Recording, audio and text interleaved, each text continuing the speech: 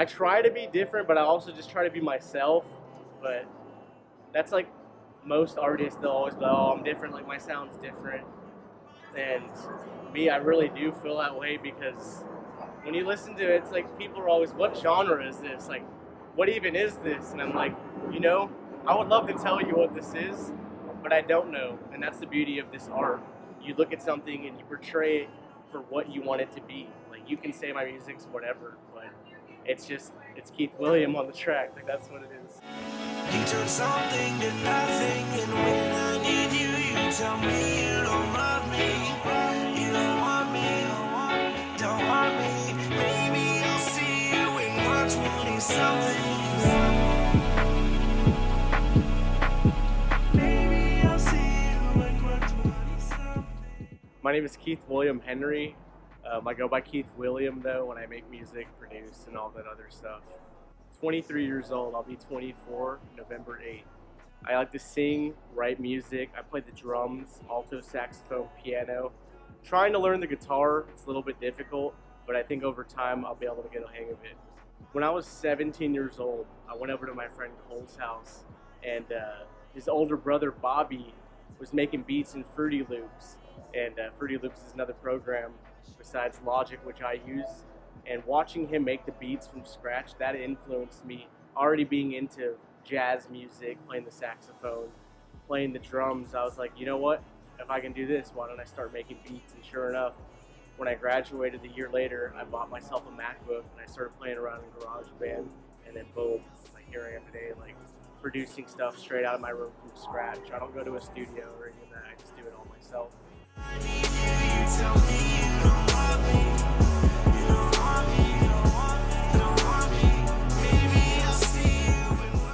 My dad was a choir singer in the Air Force. He would always be in these singing competitions. He was in cover bands.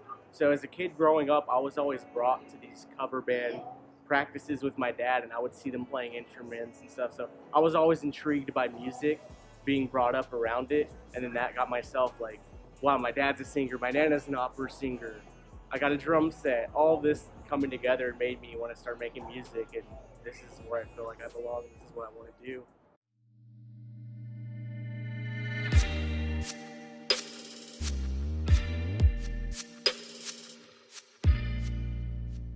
Growing up, the type of music I would listen to was classic rock and country. Because when I was in the car with my mom, she'd be playing country, and my dad, he'd be playing classic rock.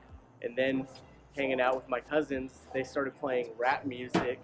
Then I got into like System of a Down, Panic at the Disco. So it's been all over the place, and that's where I feel like I'm influenced music-wise. Is it's been so many genres, so many different sounds, so many different artists from so many different eras, but I try to fuse all of it into making my own sound. I should have known you would do me wrong. I'm never really going into producing something with a vision. Like, I'm just making music. Like, I'm not trying to put myself in a genre. I'm not trying to make a something type beat. I'm not trying to copy anyone else. I go in there and I'll just pick like a synth, or I'll pick a drum, or I'll pick it, and then boom, I start making original stems because I don't like to sample. Nothing against people who sample, but I like all original content. I like to make all of my music myself. I wish you could stay. Gotta go separate ways. Yeah, I wish you could stay, but you couldn't be saved.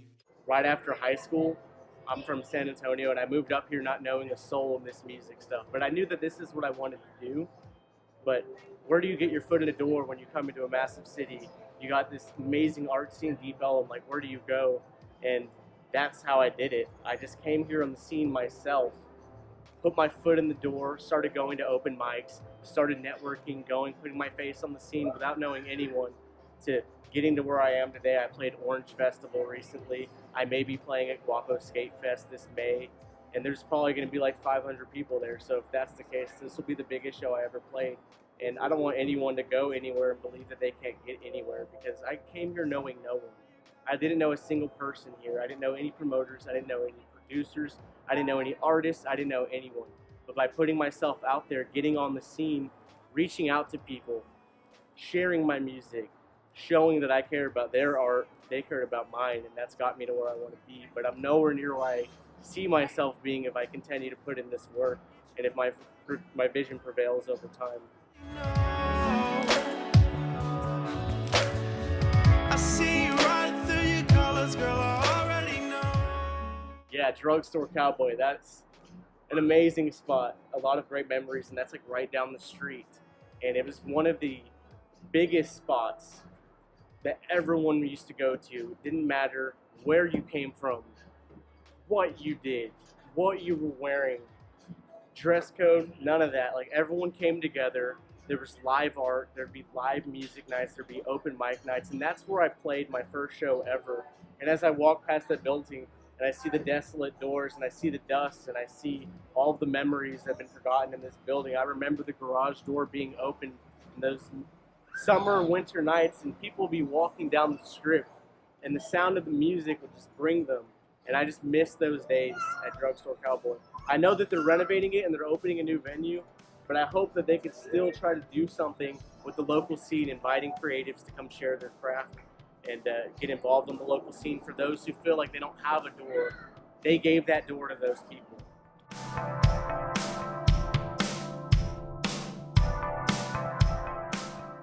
I love making music because it's a passion of mine. I don't want to be this huge star. I just want to make enough money doing what I love to get by. And if fame and all this other things come along with my talents, wow, that's amazing.